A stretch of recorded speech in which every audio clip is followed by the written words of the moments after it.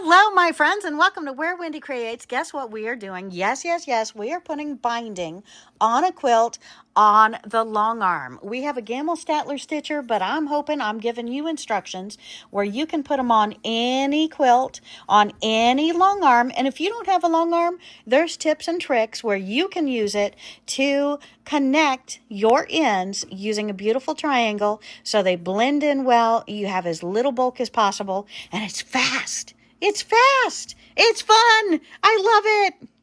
Okay, so we have just finished quilting on the long arm, and now we're going to add our binding on the quilt. Now, I am on the Gammill Statler stitcher, and what we're doing is we've laid it on, and we have the opening sides towards the outside of the quilt. We're laying it right on that edge of the quilt, and we're pinning the top, just lightly going into the binding and then going into the top layer or two of the quilt, and we're putting this across the bottom. So we're here, we're laying it on the edge, and we're taking our thinner pins, and if they're slightly bent, they're okay. They're a little bit harder to work with if they're bent too much, but I don't throw them away. I still use them. And we're just going to put it into the very top of the binding. It's nice to go in between two stitches so you get the puffier fabric. And we're going to go in, and we're going to pull it back out and back into the binding, which I'll need 2 hands to do. Working with a roll of binding that I made, which is just 2.5-inch strips, and then pressed in half, and then we're taking them across the quilt that we have just finished quilting. We're still having it attached to the long arm. We have the backing, the batting, and the quilt, and now we're putting on the binding on the first layer. Then we'll take it off of the quilt, long arm, and we will hook the binding on the back either by hand stitching or by domestic sewing machine. So I could hand stitch the second step of the binding on the quilt sitting in front of the TV with the rest of the family as they watch TV, and I will be binding my little heart away, doing those hidden stitches. Or I can sit at the sewing machine, and in about an hour, hour and a half, usually an hour and a half for a twin size, oopsie, I can put all of my binding on the second go around.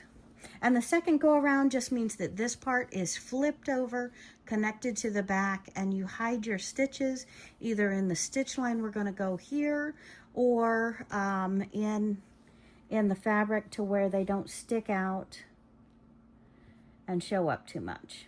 Okay, so we're getting to the end. I am going to go ahead over to the Statler Stitcher Gammill Optimum sewing machine.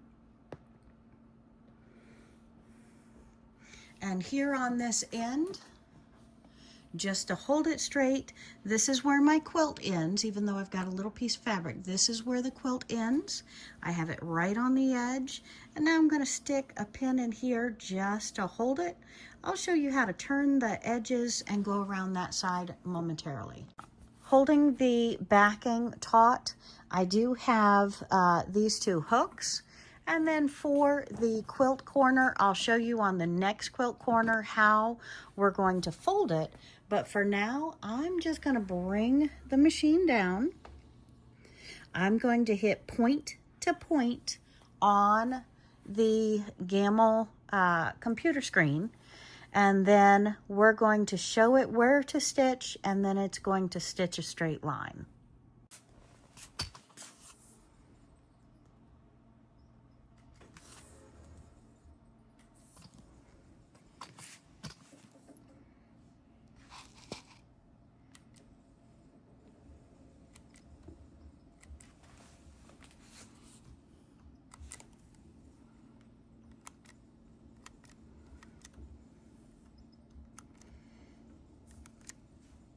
here at the end, I'm going to do my last point about 1/4 from the edge, and then I'm going to take it backwards down off of the fabric and click one more time. And now I'm ready to hit quilt. And it's going to stitch once, ask me to pull up my bobbin thread. And I will pull up my bobbin thread, hold the thread, and hit continue. It's going to stitch off the fabric and then stitch back onto my fabric.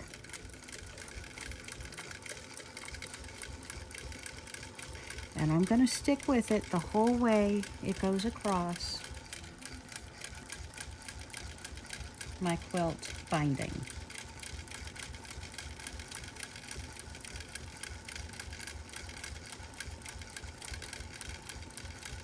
Then I'll pull my pins and show you how to go around a corner. We've come all the way over to the side, so now I'm going to hit single stitch. We're going to pull it away, put our finger in, single stitch, and now I'm pulling up my bobbin thread. So we're trimming our bobbin thread on the bottom. We're going to move this out of the way, take a look at my corner. So now I can pull all of my pins. So I'm going to pull all of my pins out. And then we are going to fold our corner out in a perfect triangle. We're going to pull it back in. We need this to line up and this to line up with this row here. And oftentimes you need to pull it back and forth a couple of times, so I want it stretched over a little bit more.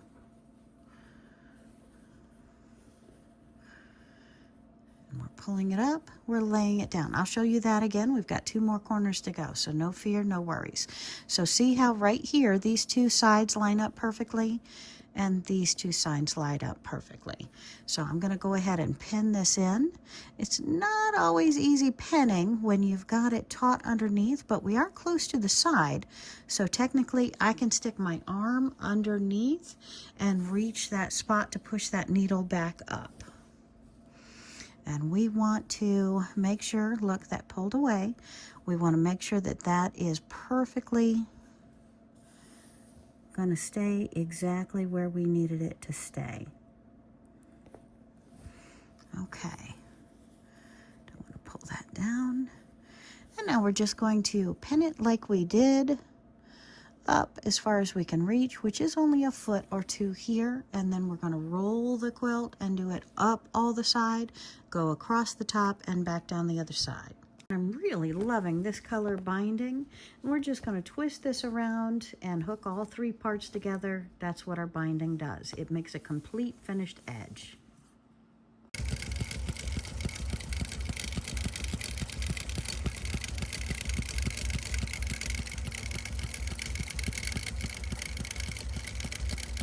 Okay, now we are up at the top corner. This is a separate quilt over there. This is our quilt here. So we are taking our line, drawing it backwards, and going forward. And remember how we just reviewed. This is the folded over side. This towards the outside is our opening. All right, so now we want to make sure it's lined up on the outside, lined up right here, lined up right here, and then we can stick a couple of pins in it to make sure that it stays where we need it to stay when we sew. And we're going to start stitching our line going across the top. So we're holding it here, and we're holding it here. And just trying to hold that down, manipulating the fabric to get the pin sticking back out of it. Almost.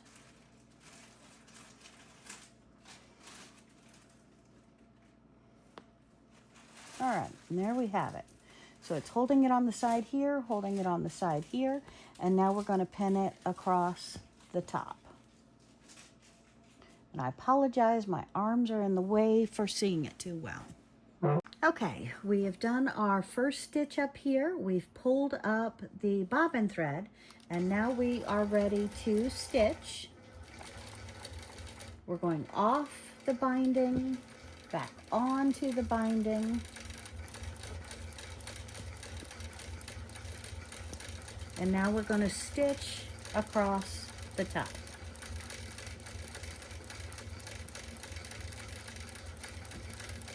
Once I get comfortable and I know how it's working, I can hit the upper button to make it speed up a little. And we'll go all the way across here, and I'll show you how we make our corner.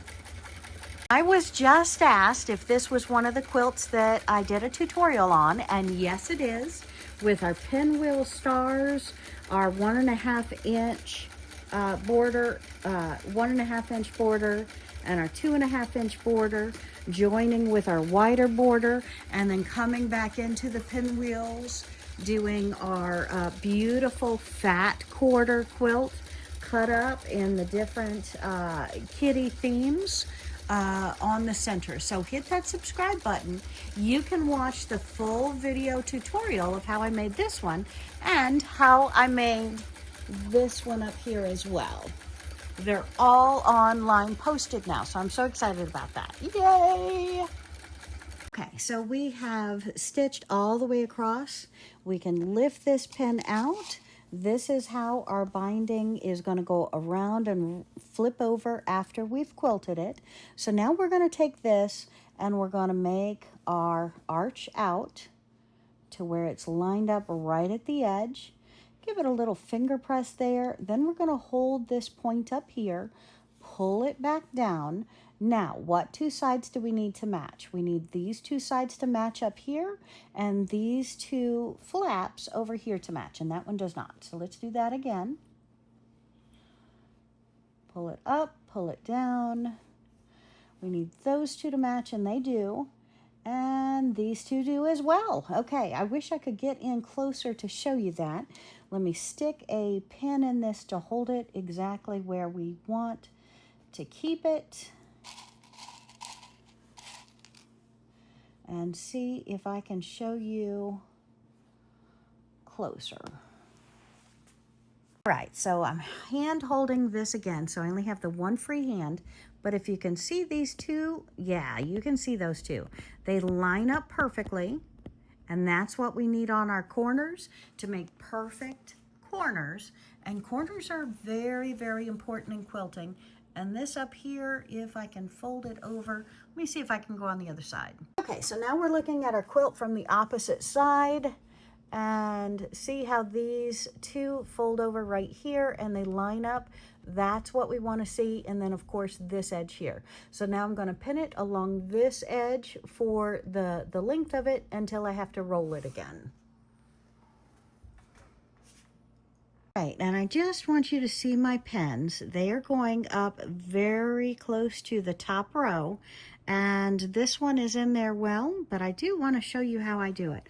I just go in and I gently go in the very top of this binding fabric and just in the top of that fabric. And if I were to keep on the camera the whole time that I do this, you would hear me every once in a while say, ow, but you go slow, you go gently, and you're not gonna hurt yourself. This is okay to do. So we don't need this many needles here. I just wanted to show you how I do it. And again, in between these two lines, where's two lines that I can show you? In between these two lines, it does puff up. So right there, I'm gonna go into and up out of that puffy area. And I want to come back in and I want to clip my binding. It is an art, okay? It does take a little bit of time to get that comfort level. And I want to space out my pins every 2 to 3 inches. So it's going to hold that. And this edge is right at the edge of my quilt. It is the open edge, and we're going to sew those 3 parts together. Now, my friends, if this is helping you at all, or if you know a long arm quilter, if you're not a long arm quilter, and you find value in this, I would love to hear your comments, and I would love if you shared this with your long arm quilter if they're new or if they're not doing the binding this way, because a lot of very, very experienced quilters are not doing the binding this way because they give back the quilt. They may not realize that it is a quick way to do it. So if you would share my video, if you would comment, if you would give me a thumbs up, I would greatly appreciate it. So now let's get back to stitching.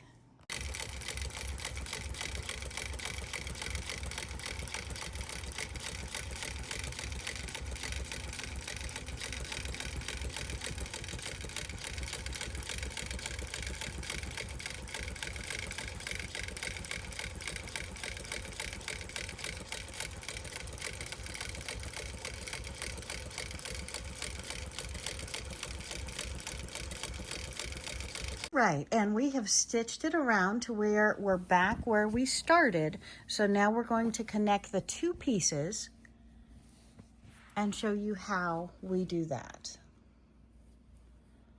We're going to open up the first part. Now this is something we should have done at the ironing board to prepare it, but we're just making a triangle with the end, tucking it in, making a nice little triangle. Now let me take that apart and show you one more time. You have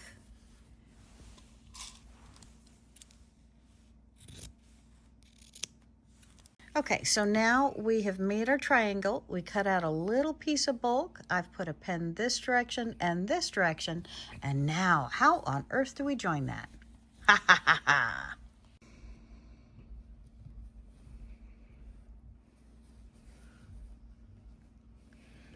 Line it up, do some measurements. And now we see where that triangle starts, where that triangle ends. Okay, so we have our angle, and we're going to go ahead and cut it off at an angle. What this does, my friends, is it alleviates bulk.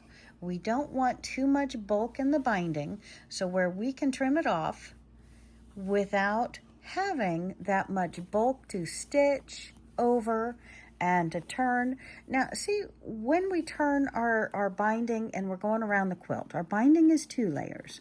Our quilt is the top, the batting, and the backing.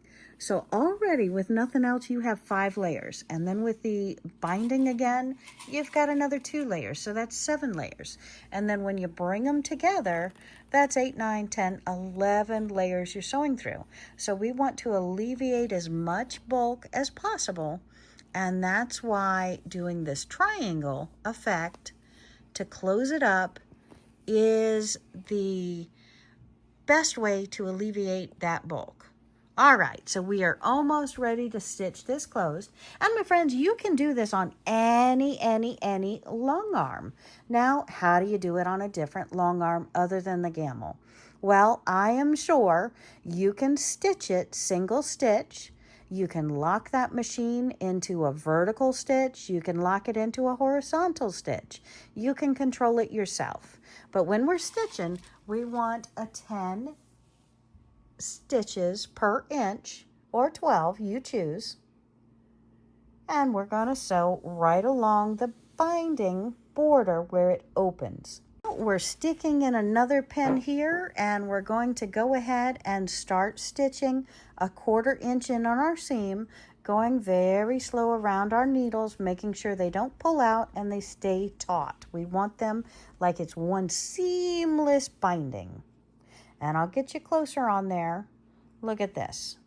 You're not even going to notice that. Isn't that beautiful? That's beautiful. I think that's art. That's art. So right where the needles are, we're going to bring our stitches down. We're going to stitch right where the needles are, locking in our pieces. And once we do that, then we can do our point to point or our 10 or 12 stitches per inch, either by our hand control, by computer control in the vertical to go along this batting.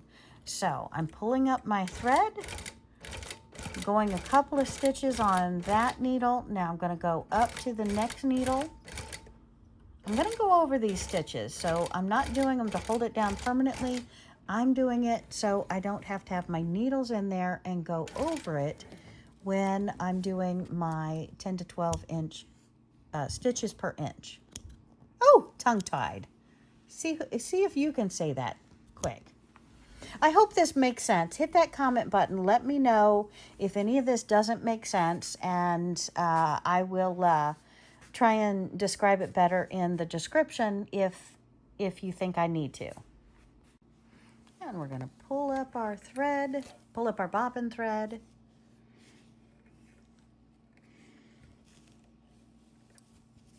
Hold our threads.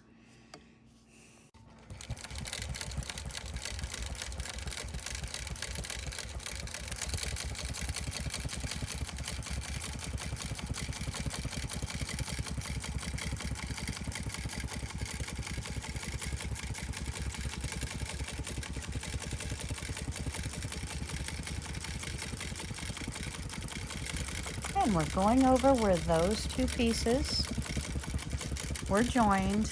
And voila, just like that, we're almost at our very starting spot for putting on our binding.